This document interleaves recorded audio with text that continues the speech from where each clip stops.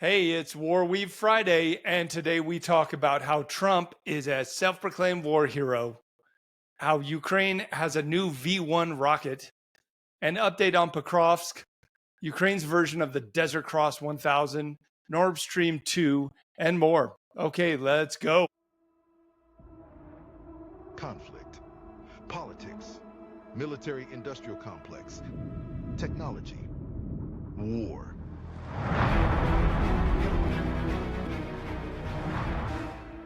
The Flash Traffic Podcast. War Weave Friday. So Donald Trump is a self-proclaimed war hero. He has outdone himself by saying the stupidest thing that Donald Trump has ever said. And that's a high bar to leap over. Trump would probably pass out from heat exhaustion after playing Call of Duty for 10 minutes. No, That's as much of a war hero as he would ever be. The title of this article from The Independent in the UK says, Trump, who famously evaded the draft during Vietnam, describes himself as a war hero. He was on a podcast and he was talking about Benjamin Netanyahu also being a war hero. Here he goes. Lord. Good God. Because we work together. He's a war hero. I guess I am too. Yep. Nobody cares, but I am too. I mean, I sent those planes. I sent those planes. Hey, Call of Duty cosplay fantasy land, bro. It's a fantasy. He says he's a war hero because not even slightest. He sent the stealth bombers to blow up those targets in Iran, and he's a war hero. Congratulations. That is now the stupidest thing Trump has ever said. And I love that. It is the stupidest thing he's ever. It is the stupidest thing he's ever said. What an embarrassment. That ass kissing whoever was the podcaster is like, yep. Tim Pool? No, it wasn't Tim Pool, but it was a Tim Pool-like character. I don't remember whose podcast he was on. But then you could hear him say, yep. When Trump said, I'm a war hero. And the dude's like, yep, you sure are. Yep. Yes, Mr. President, we should make a statue of you riding a horse and put it right in front of the White House, a huge statue. Why wait until you're dead? All the war heroes have statues. He's right up there with Eisenhower and Teddy Roosevelt, George Washington. Who else is a war hero? Ulysses S. Grant. What a narcissistic, Andrew Jackson. Delusional cosplay. Insert whatever description you want to call him. He's a war hero. You haven't done an honest day's work in your life. Just admit it. I've heard the Pakistanis are going to submit him for the U.S. Medal of Honor.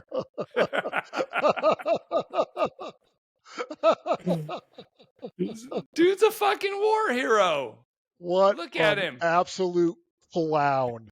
What an insult to anyone who's ever served and done legitimate work. Yes. For what the an Department insult. of Defense. All the veterans, all the military are up in arms over this. Wait, no, they're not. No, they're not.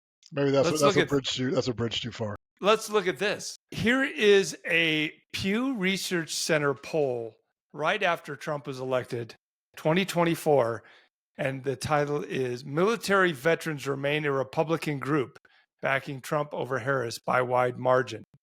65% of veterans voted for Trump. Now, I can understand not voting for Harris, but I cannot understand voting for Trump. I mean, I guess they didn't have a choice. Not the chicken or the egg, right? Yeah, so I can understand that. But yeah, so veterans still back Trump, even though he's a war hero. He sent those planes, so I guess I am too. I did a war podcast, so I guess I'm a war hero too. He's a decorated Air Force pilot. When they do a statue of him on a horse, how big do you think it's going to be? Do you think it's going to be before he's even out of the office?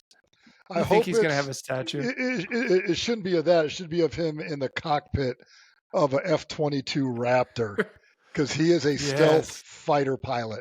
It should be him on riding a prostitute with the Constitution over his head like this on Ripped fire. in half. On fire. I'm a war hero. Yep. I'm also a hero of all prostitutes, veterans. Dodged the draft porn like stars. a motherfucker.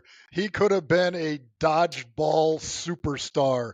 He dodged the draft so many times. Dude should have got a gold medal. He did like corns on his foot or something like that.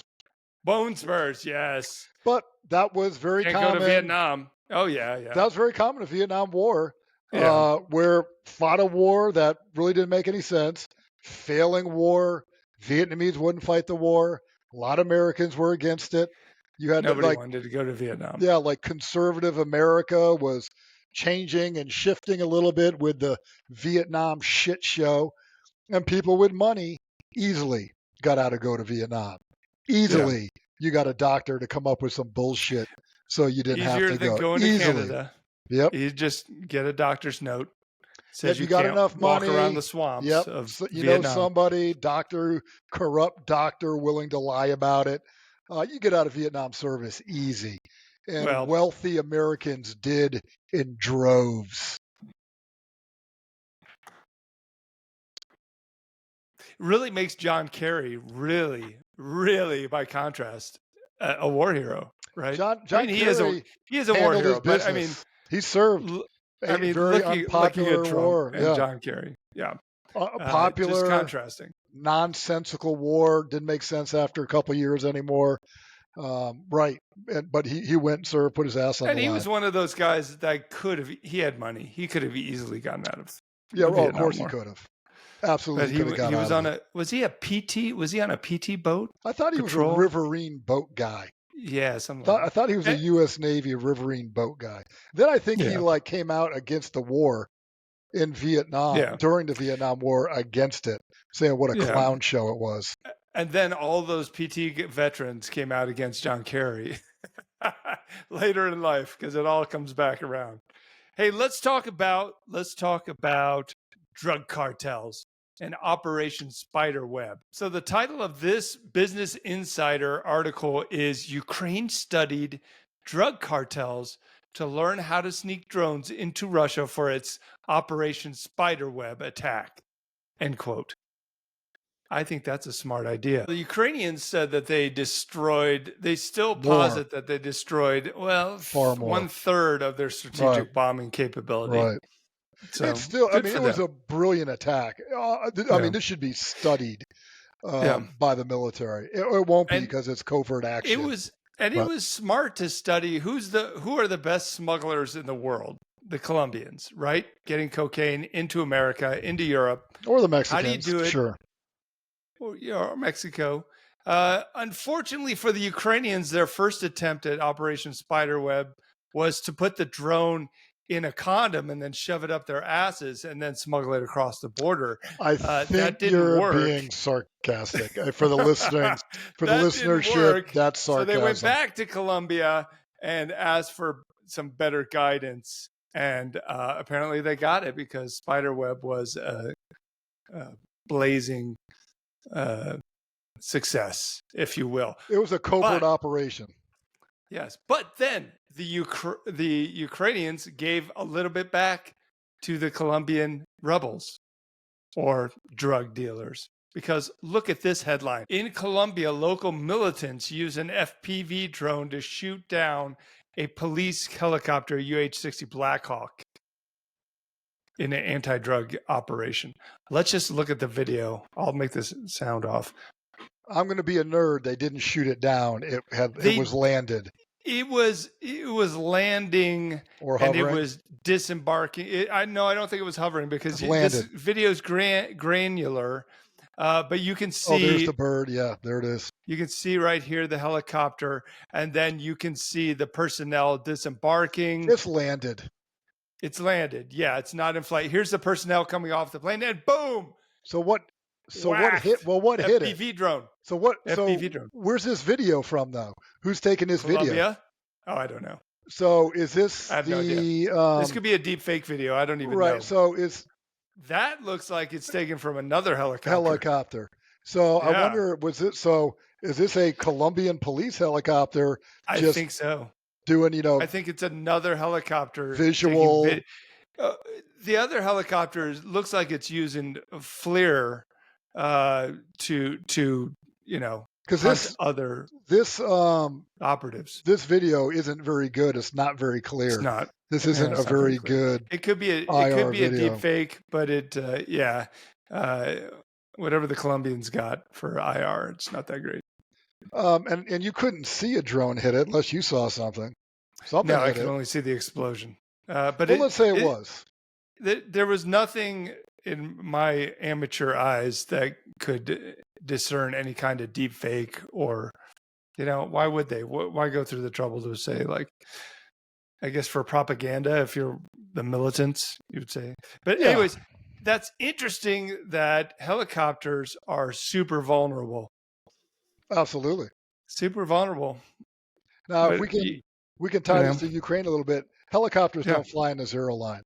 Generally No. speaking, as a general rule, the threat is so high from just man pads. No one has developed an effective man pads defense for the helicopter. Nobody. No. Not the U.S., not Russia. Nobody has. Russia uses helicopters primarily today for aerial sniping. They will shoot their LMUR long range missile. I think it's got about an 8-9 mile range, maybe a little more. But basically, they're a helicopter sniper, and they try to get outside the range of man pads by having their little rocket to have a longer range. And generally, they hit buildings, they hit stationary targets. They have been relegated to helicopter sniping. That makes you think, what good is the Apache anymore? The Apache is not man pads proof.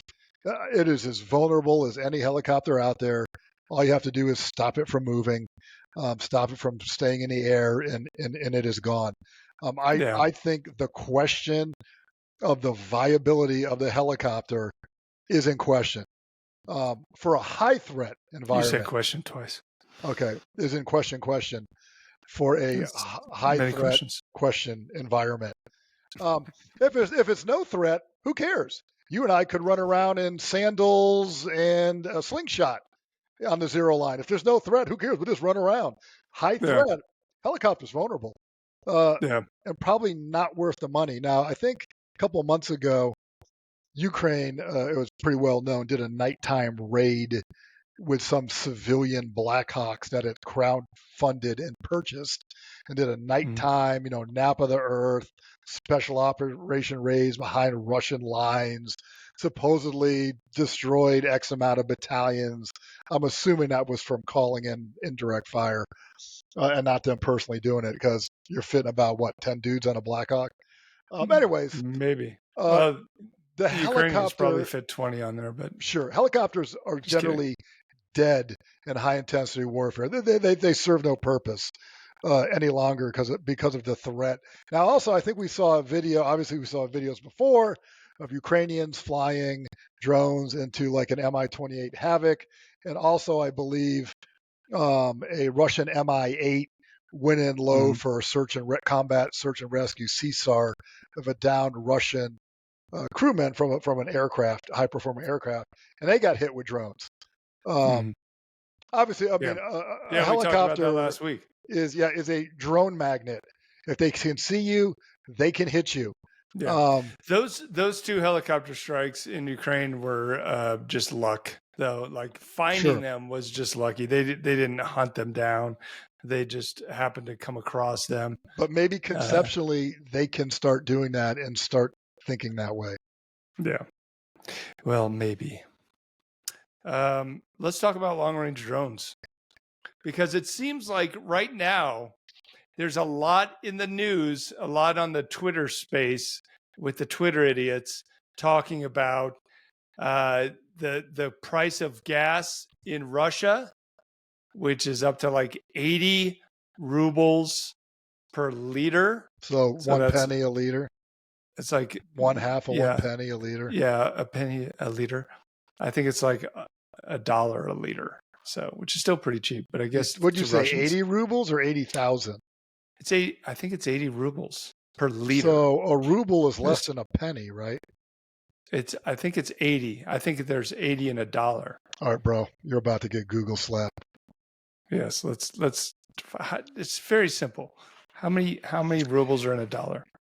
So one Russian ruble equals basically 1 penny. Actually, Go the other way. 0.012. There's 80 rubles in $1. Let's go the other way. No, it's there easier. isn't. What's your data? What's your source of data? It's 1 ruble is worth 1.24 cents. There's 80.55 rubles in $1. So 80 rubles per liter is $1 a liter, which ain't shit. That's right? cheap, but not for a Russian. Cheap. But the Russians are bitching about it. Well, anyways, Russia's average salary is like 10 grand a year. That's a lot to them. Yeah, there's 3 liters in a gallon. Is that right? I'm looking it up. 3.7. Sorry. Yeah, you forgot the 7. You dropped the 7. So about 4 liters in a gallon. In a U.S. gallon. So they're paying what? Almost $4 a gallon. A gallon. Almost what we're paying. They're paying more than us. They're paying what we're paying. Yeah, they're paying a little bit more. But for them, you make 10 grand a year. They're poor. Yeah, Russians are poor heathen savages. So well, not all of them. Just the ones outside of St. Petersburg and Moscow. No, they're all savages. Every Russian is a savage, officially. A piece of shit savage. But they're paying $4 a gallon. Just a little bit less. About the same what we are. You're right. But there's gas lines, there's shortages. Apparently, Ukraine is hitting a bunch of refineries. This is their response to Russia continuing the war after the peace negotiations. Let's look at this. This is just a refinery burning. I'll just play it in the background because it's nice. It's nice to look at the burning. This is obviously, you don't need me to say it, very smart, strategic targeting by Ukraine. This also gives everyone else fits if it affects global oil pricing. For Ukraine, this is smart, and they should never stop this. They need to do this far more than what they're doing. They're hitting refineries. They're hitting ammo depots. They're doing strategic strikes, what they do best. They need to do that often. Yeah, they need to do it as much as possible. Just a refinery burning in Russia. No big I think deal. this is in Crimea. Ooh, I think. Really? I think that's what it is. Yeah. Give them a little attention. There's a lot of chatter about how Russia's gas industry and their pumps and their gas stations, everything's imploding. And there's also a lot of talk. I don't know if it's all imploding. I mean, Russia's pretty resilient. They're going to suck it up and figure it out. But yeah, I mean, they have plenty of gas, but you're raising their operating costs. You're making it more expensive for them to do business. Yeah. You put them in constant repair mode. Right. Along those lines, here's an article from AP. A Ukrainian startup develops long-range drones and missiles to take the battle to Russia. This should have been done 3 years ago. Yeah, well, they've just been trying to ramp up their industrial capacity for 3 years. So the name of this missile, which is a cruise missile, apparently a ground launch cruise missile, which is unique. So a V1 rocket. Germany made this in 1944. Yeah, it's basically a German V1. Is it a V1 or V2? I can never. What's V2 was the ICBM. V2 is the ballistic. Yeah. Yeah. This is a V1. So the V1 rocket was the one that it just flew along until it ran out of gas. Right. And then it just dropped. Right. So their targeting method of the V1 was to just limit the amount of fuel that the thing had, and it dropped. But first cruise missile, first intercontinental cruise missile, V1. Was it going from Germany to England? I don't know if that's intercontinental. I said intra. You misheard me. Oh, intra. Sorry. Sure. I will go with that. But I think the V2 was a legit ICBM if it had the range. Dude, it's a V1 rocket we're looking at. What are we doing here? Yeah. The exact same design. Yeah, look at that thing. It's like a steampunked rocket, right? It's just kind of Except this one has articulating ooh. fins. Oh, good Lord. That The is... V1 did not have articulating fins. It Okay, didn't have all 4 right. fins. It only had 2. And Let's the show a picture. Germans didn't have laptops either back then. No. Maybe they did. Hey, you guys need to stop talking shit about this and actually mass produce these and use them every day of the week, 7 days a week. Can we get past the shit talking stage and actually launch them?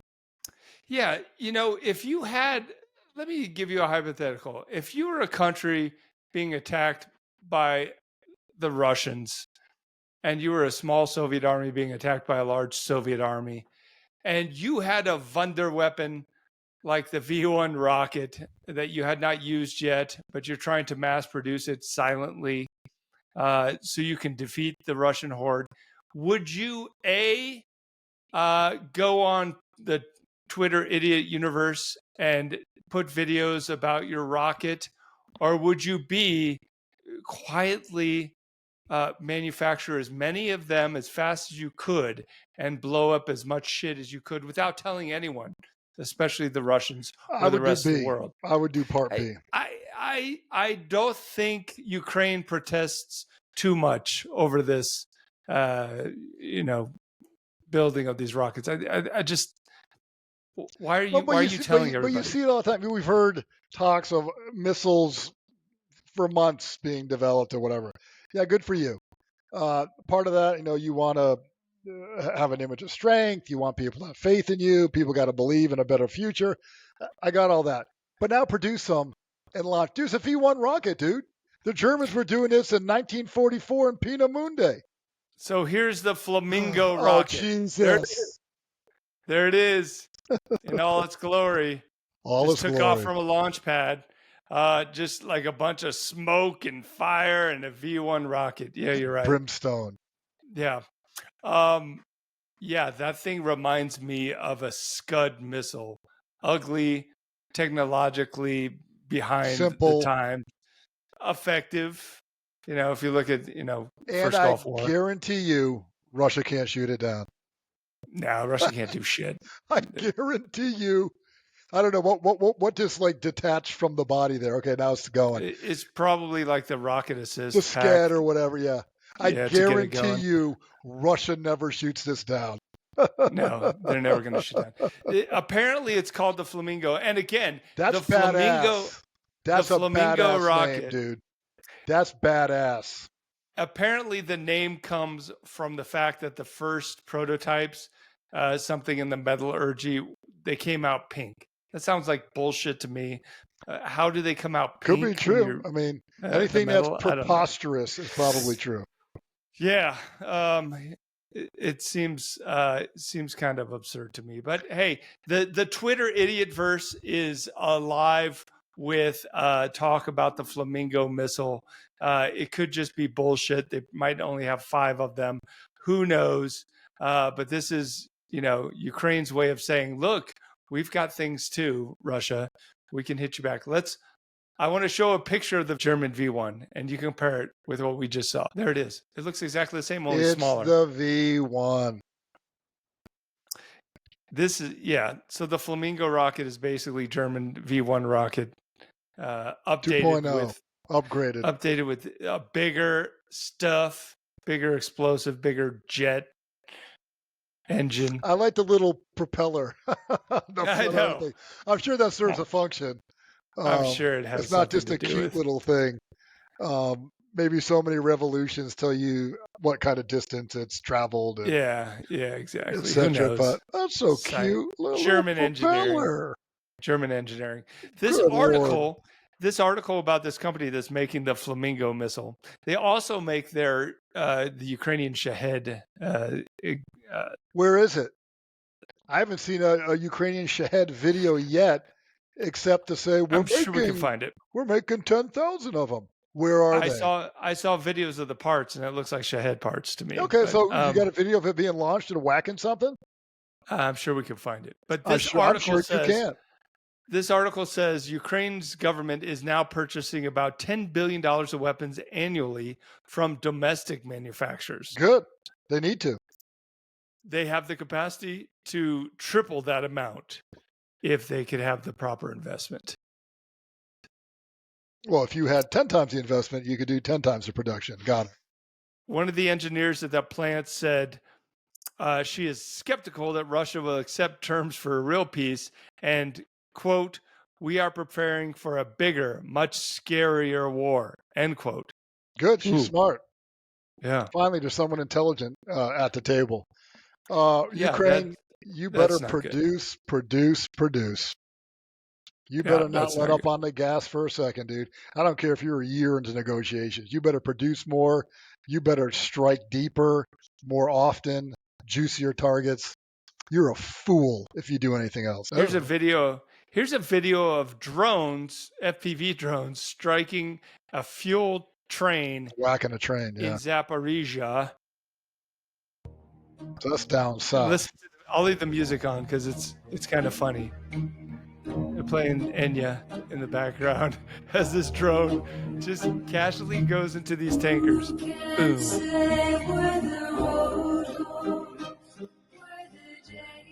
This is so soothing, watching these FPV drones blow up this Russian fuel tanker. Boom. And boom. That is pretty cheap, man. They're hitting the shit out of this thing. Could you watch this all day? This is like meditation. Yeah, I could go to sleep. I take a nap, listen to this. What are they? Another one? It's just endless. Dude, how many times you whack this thing, dude? Wouldn't you hit every other one and hope that the secondary explosions would take care of the others? I don't know. These may be engineered pretty good. Like you hit one, you're only getting one. Like it doesn't spread. Oh, maybe you're right. Yeah. I don't know. At that. From like a safety thing. Yeah. Oh, they got a good one going over there. Wow.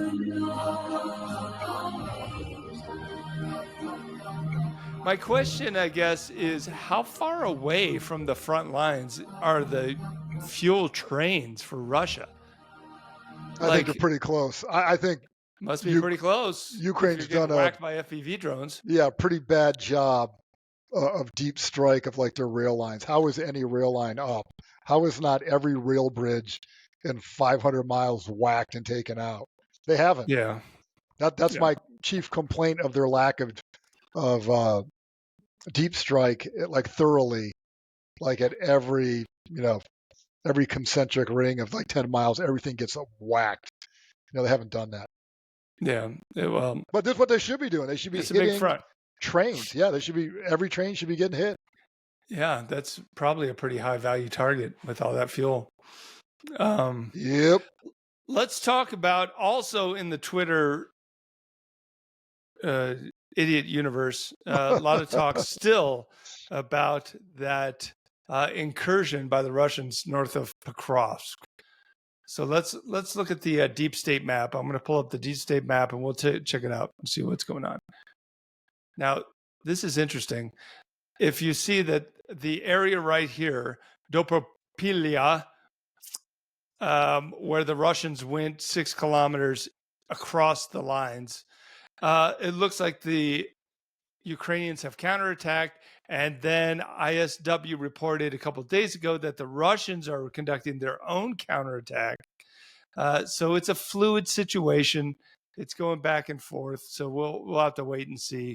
But the Ukrainians are making a big deal. They're also protesting too much that they have taken care of business down here. So I'm worried that maybe they're not taking care of business. They all talk shit.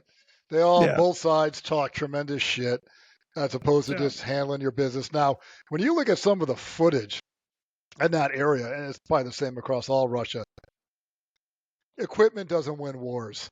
Infantry wins wars. You look at this ground that they're going over, destroyed villages, towns, buildings. A plane or a helicopter or drone is not securing it. You need dudes on the ground with rifles, walking, going in every structure, every basement, every rubbled building. You got to clear it out. That's a human job. Sersky, and it's tough, and it's dirty, and it's gritty, and it takes manpower. Yeah, Sersky was talking about this, and he said, especially in the summer, late summer, when the vegetation has overgrown, it's really hard to just walk, it's hard to detect. Sorry, troops walking. Yeah, it showed these guys like Azov clearing, these areas or whatever. It's man by man, building by building, hole in the ground by hole in the ground. You got to clear all of it, and it's dangerous work. Takes a lot of frags, but you see really how tough the Russian stormtrooper tactics are of sending small teams in. They are hard to see, and you do got to root them out like a virus. Now, when you find them, you can fix them and whack them because there's not a lot of them, but you must go through that process of every building, every room, every structure, every hole in the ground if you want to clear them out. That's how you got to do it. Yeah. And I'm worried that now this, infiltration idea is in the Russian zeitgeist. They're like, oh, we can simply, because if you look at these outcroppings now, they're getting longer. Like there's more of these long tails of Russians, just walking across the front. They're like, oh, you mean we can just walk 10 clicks past the front lines? Right. Yes, comrade shithead. You can just walk as far as you want. You can walk to fucking Kiev if you want, right? But this shows how Ukraine doesn't have a true defensive belt.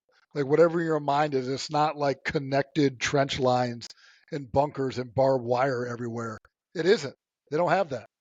Yeah. They have failed tremendously in not building a contiguous physical line in the sand that you must fight to get across. They don't have it. Yeah. No, but the Russians can do this anywhere they want, any time they want.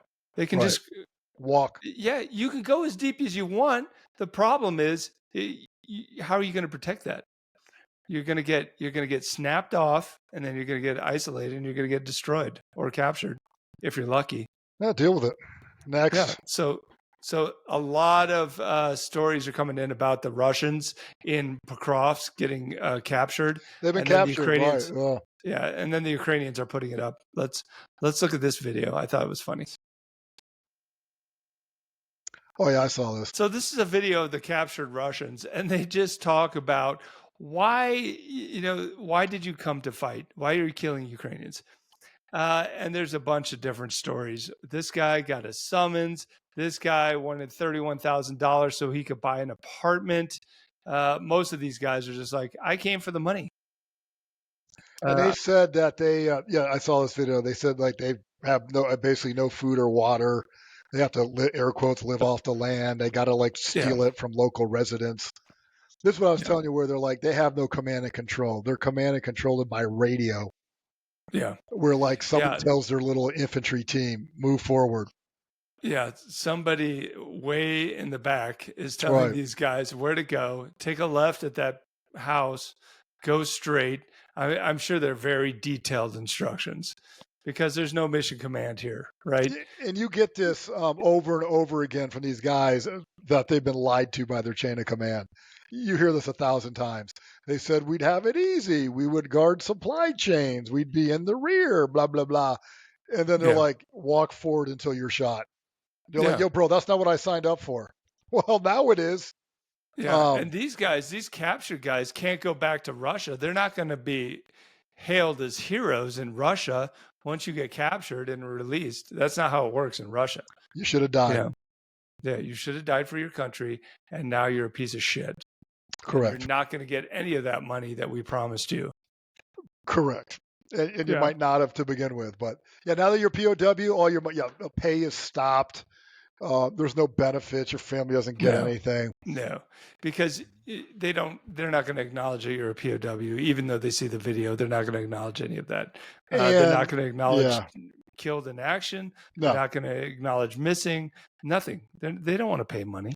And then the corrupt system, because this money's already been budgeted, then the money gets skimmed by whoever can get access to it, whoever has the levers of access to this, to the pay system. Now that you're like a deniable person, now they skim the money and take it for themselves. They steal it. Yeah. Yeah. So that's just common practice. Yeah. Bad news for these guys. They might as well apply for their Ukrainian citizenship. If they're smart, they would. Yeah. Okay, let's go to this. Let's talk about this Ukrainian buggy. I'm not feeling this. Falls. I'm not feeling this. the title of this article from United 24, which is Ukraine's version of Pravda. Yeah, they're prolific. It says Ukraine launches serial production of Vols, VOLS, combat buggies to equip front lines. And you can see the picture here. Basically, it is like if you and your buddies got together, for a couple of weekends and got drunk in your garage and you wanted to make a doom buggy, this is what you would make. You would make something like this. My it's question not very scientific. How much does it carry? It looks straight up like it should be on the beach somewhere in California. It's a doom buggy. Probably good for cross country. Let's look at the video. It doesn't look like it has has that say? any. What did it say? Crazy girl? Oh, I don't know. I missed it. It's a crazy girl on the back of it. It doesn't look like it has very high-end components, and the steering look Jesus. how loose that is. He's all over the place, just trying to keep that thing straight. So, basically a doom buggy. That you made in your garage. Oh, look, we're doing an extraction. Like, where do you get in? Is there a place to like put ammo and shit in the back? I think the dude's on the roof. Just jump in and hold on. Oh, he's got a little platform. Oh, that's a little platform. Look, I'm pulling security. Cute. Drone security. He needs like a little swivel thing, and then he can say he's pulling 360 so security. So it takes just 3 swivel dudes. around a plate. 2 dudes in it, 1 dude on the back. They got some nice assault rifles there. They got some good kit. Yeah, but that drone bait. Dune buggy, that thing is garbage. Drone bait. Let's see what happens. Let's see what happens when you bring a Dune buggy to a gunfight. Okay, here is the Desert Cross 1000. Chinese golf cart. Yeah, that's a lot of dudes in there. We've shown this video before, but yeah, they pack them. I'm sure the Ukrainians are going to pack a bunch of guys on there too. The guy gets hit right in the back of the body armor. Yeah, not very successful. Don't bring a Dune buggy to a gunfight. Yeah. Anyways, at least that fits like 6 dudes in it, 6, 7, 8 dudes in it. The Ukrainians one is you got 2 guys and a guy riding bitch in the back. 3 dudes. What's that get you? Yeah, no idea. Okay, I wanted to talk about this before we wrapped it up and watch a couple of videos of. Is that Russians a real picture or like AI generated? This is not a real picture. No, this is AI. I say that's pretty groovy. That's like really good. No, but this is an article, and other outlets are now carrying this story. But originally, I think this was one of the first ones from militaryni.com. So, it's legit if it's militaryni. But one of the Ukrainian citizens suspected of blowing up the Nord Stream 2 pipeline has been detained in Italy, has been arrested in Italy. Now, if you recall, the blowing up of the Nord Stream pipeline happened pretty early in this war. And there were a lot of suspicions about who did it. There were some hypotheses that the Russians blew it up themselves. That don't make any sense. But that was one of the popular, theories going around. So then blame it on the West. What actually happened, as far as we know, and I think the New York Times did a pretty in-depth expose on this, just a bunch of Ukrainian friends got together sitting around the bar one day, and they said, you know what, we can just go blow that thing up. Does that make sense to you? They rented a small yacht. Does any of this make sense to you? Yeah, it does. Complete bullshit. No, I think that's what happened. Complete bullshit. They with the blessing of GUR, the Ukrainian military intelligence. Oh, so they were involved. They were involved. I think they probably gave them the explosives or something. I mean, so they were trained. So they were trained by the GUR. They just didn't drink beer on a weekend and took firecrackers. Listen, you got to read the story. I'll put the story in the show notes from the New York Times. You can read the whole story. The story is that story came out maybe 4 months ago, and these guys just sit around drinking beer and they're happy-go-lucky. Let's go blow that thing up. They rented a boat in Gdansk, I think, Poland, if I recall this story. I have not read it for 4 months. And they just went out there and they blew it up. And the Nord Stream 2 pipeline, I think, is about 220 feet to the bottom. in the Baltic. So you're talking it's scuba advanced diving, advanced diving, Yeah. cold weather, Yeah. deep, handling explosives. You need lights. Yeah. But these are just a bunch of soccer fans hanging out, playing with their dicks, drinking a Bud Light, and they're going to blow up the Nord Stream too. Yeah, that makes perfect sense to me. Yeah. Do your own research. I'll 100%. put it in the show notes. Couple OGs hanging out, eating pretzels. That's pretty much it. Totally That's how it went down. Yeah, right. I think so. 100%. I think so. Okay, let's end on these two videos. This first one is kind of weird. This first video is just an FPV drone hitting a guy on a motorcycle. Boom. But the dude is carrying. What are those? I don't know. He's carrying 4 tubes. It looks like a baby man pad MLRS. Maybe it's not. Maybe it's like engineering material. Who knows? I don't know what that is, but I thought that was weird. That was a weird video. And again, do not be in the open in Ukraine. He's got a motorcycle. Die. What is this guy thinking? I think that looks like a metal structure. It looks like that's for reinforcing a bunker or something. Probably was. Doesn't matter. So it's gone now. Okay, let's look at this. This video I thought was also hilarious. That's a G-Wagon. It is There's no doors on this. I don't know. Has it got like a lift kit? Is it going to do a lift for us, dude? They're rolling in a G-Wagon with no doors. I don't know what that is. Is it like a station wagon Lada? Anyways, I'll shut the. I actually like the music, but okay. It's not bad. G-Wagon. Did you see that? Oh. Boom. And we got a guy flying. I guarantee you those guys survived. Yeah, that dude that flew 50 I guarantee feet. You, dude, these guys live, man. These guys live, dude. Watch right here. They barely missed getting hit by an FPV right here. Whoom! An FPV flows over them. And that's a landmine. They hit that's a TM62 landmine. Jesus. That incinerates them. Destroys everything. You think that guy lived? Guarantee those dudes are alive. First of all, that dude had to come through the windshield. Yeah, I know. On his way out. I know, but if he's got a helmet and body armor and gloves. Man. That guy broke his neck. I can't believe the drone missed him. Oh, my God. Those guy there. There's a guy there. Those guys, after that drone flies over their head and barely misses them, they're all high-fiving, right? They're all high-fiving. They're like, yeah. Good Lord. Yeah. And then they get incinerated. That's literally a station wagon. Yeah, that's a piece of shit. With boom. Well, it's with gone camouflage now. on it. Yeah, whatever it was. Okay, that's horrific. That's a big mine. No speed and no protection. No speed or protection. What are these guys thinking? I don't know. Don't be on the battlefield in Ukraine. You're gonna die. They're rolling with a station wagon. That looks like a family vacation with Chevy Chase. So many things wrong with that. We talk about speed as the new protection. They weren't going very fast. They had no speed. They had family vacation.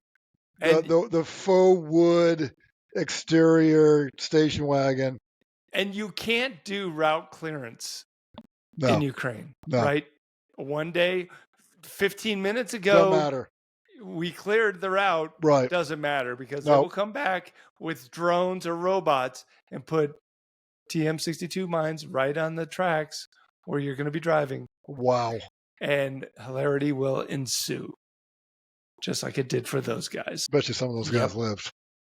I'm sure they all lived. They all made it. I mean, you're going to have issues, but yeah, they made it. No Russians were injured in making of that video. I don't know about that. I mean, might have been knocked unconscious for a minute. No, they're all dead. If you like the Flash Traffic podcast, do all the social media things for us. You know what that means, all of it. You know it. Do all the things. Do all the things. All right. Good chat. Good chat. Have a nice weekend. Have a good weekend. See you on Monday. Bye-bye. We'll be back. Bye-bye.